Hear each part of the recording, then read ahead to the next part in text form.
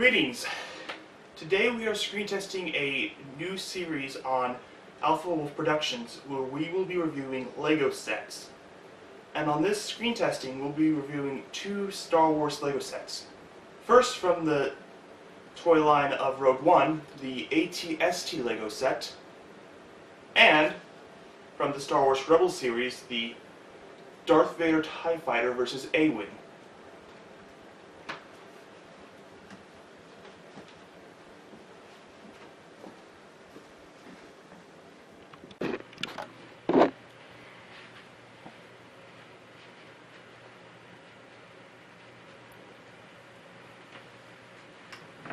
Now, with every set, it is important that, if it has been built in the past, that the designer of the set brings something new to the table, something we haven't seen before in the design. We have seen all three models in LEGO form before, so each will be judged on how it's unique to its predecessors. We will also be checking the value of each set and unique pieces individually.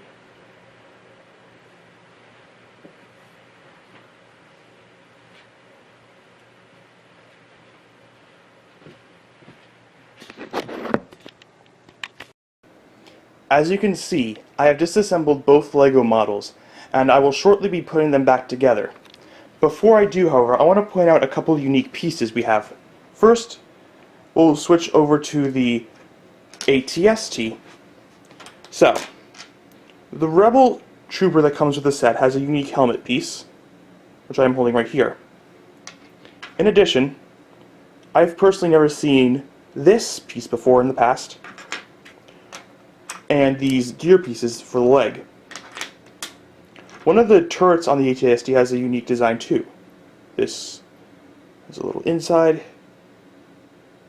Oh. Part of the foot has a unique piece as well. The gear right here, which is another part of the leg. And finally, these two pieces. This is part of the head, and this is part of the turret. So this has a lot of unique pieces, which gives it a point there.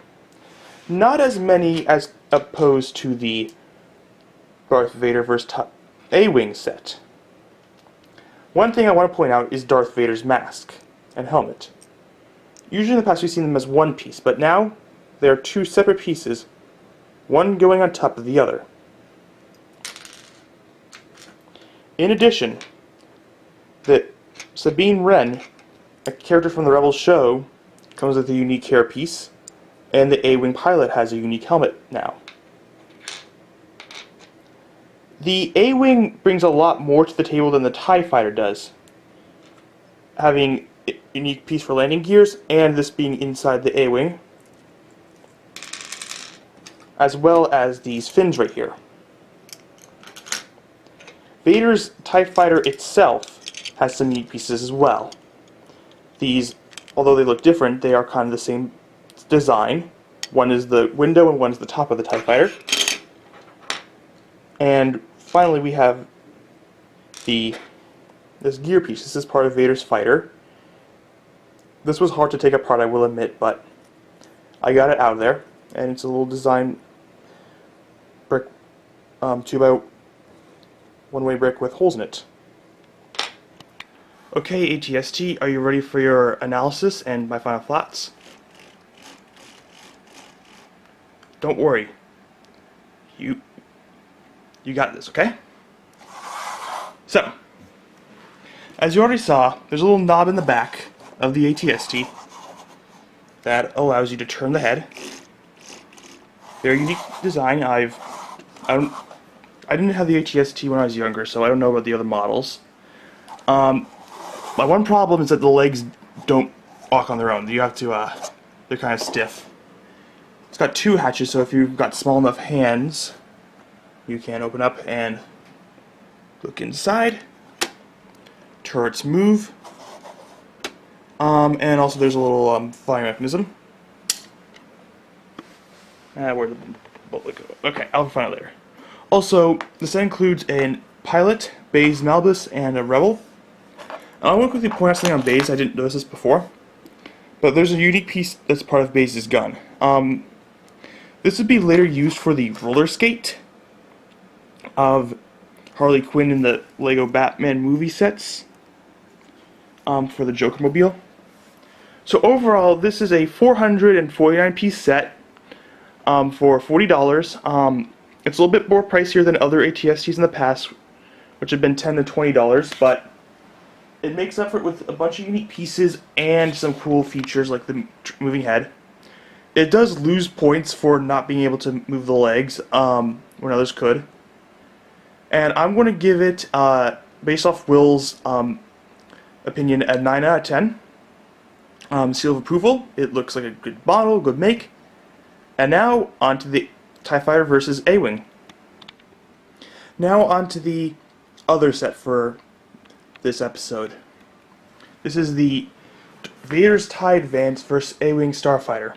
As you can see, we got both ships and 4 minifigures. We got Grand Moff Tarkin, Darth Vader, the A-Wing pilot, and Sabine Wren. So, pretty standard on the figures. They're nothing new, except for, as I said earlier, Darth Vader's helmet.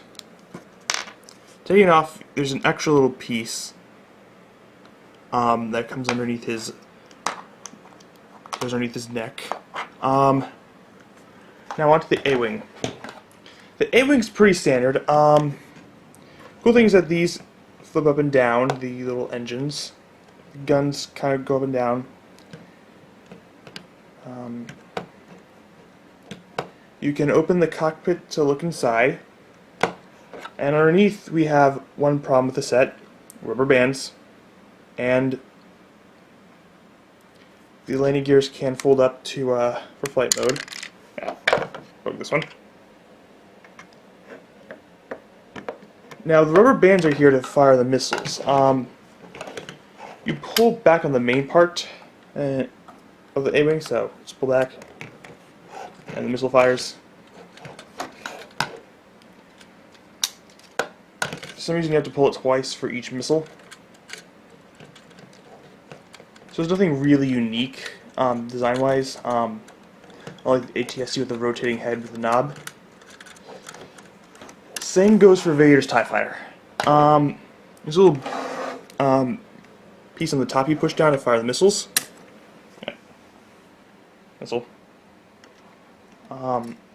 The wings can move like that as you get up at the top and the bottom side. I will admit the control stick is interesting. It's an interesting addition. I've never seen one like that. It's just using a battle droid's body that's been painted gray. But I tested it out with a minifigure. Every minifigure cannot grab both the sides of it, which is a disappointment. In addition, there's no storage for Vader's lightsaber. I like sets that have like this storage for the equipment, especially lightsabers, and this has none. The Snowspeeder from way back in the old days had a little compartment for Luke's lightsaber, and I kind of miss that. I've never seen a Star Wars set do that. And this whole thing is $90, which is overpriced, especially with 702 pieces. So we're looking. This set is unjustifiable in its price. My recommendation is this set is bad. The ATST is a good set. In the future, maybe the set could have been worth the money. Maybe if they added another A-Wing, it might have worked, but not at $90. You're better off buying 2 ATSTs, or maybe the ATST and another set. That's around the same price. Like the tank from with Chirrut Imwe. I'm blanking on the name. I think it's like the Imperial Assault Hover Tank. Just a bad set. I can only give it one punishment for this.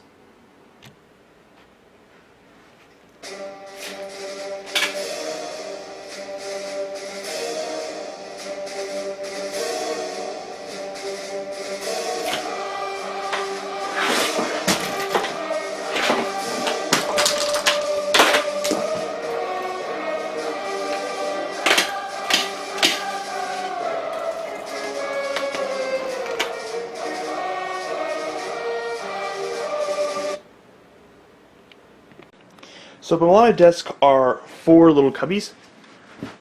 Each time we review a set, we'll always be doing 2 different sets, and I will store the winning set, the one I think is the better one, in the cubby. With its minifigures lined up. Maybe I'll put the pilot inside.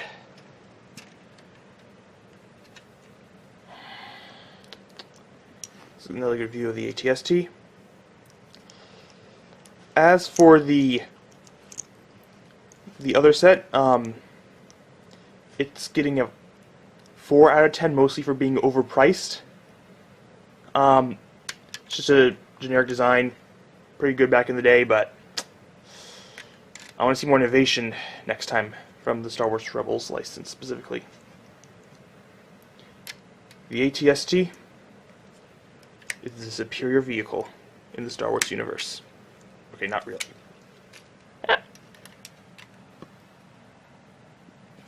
Broke a piece off. Let's fix this.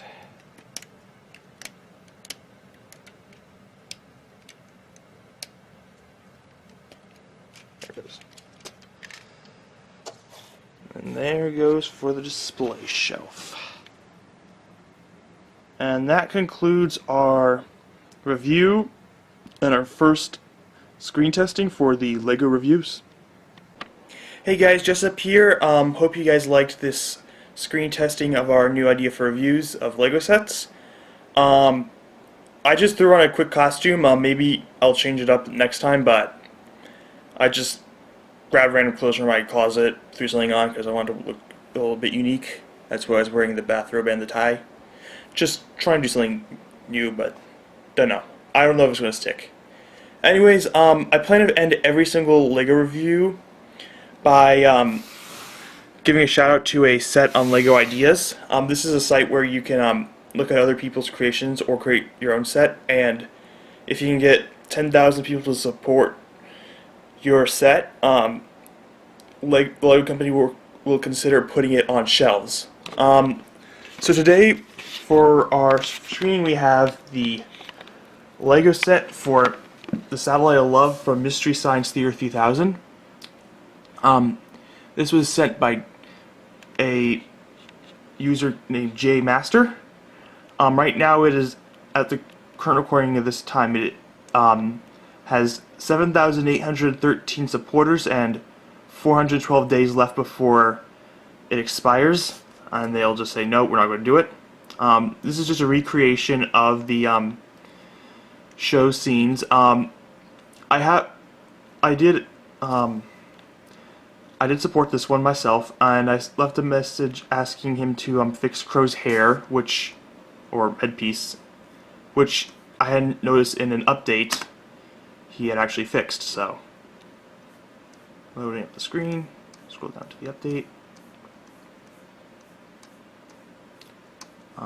As you can see, he made Tom a little smaller, and Crow's headpiece is fixed. He also got the characters from the new series. Got their figures. I also left a comment saying, hey, this would be a great idea for like a LEGO Dimensions expansion. And he responded, Mr. J Master responded saying he liked that idea and pointed out that he fixed Crow.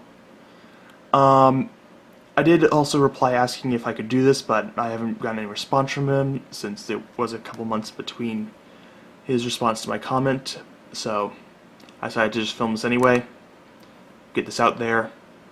If you look at the images, he has even the villains from previous episodes, and there's everyone lined up, the original Crow, which he has fixed, so don't worry.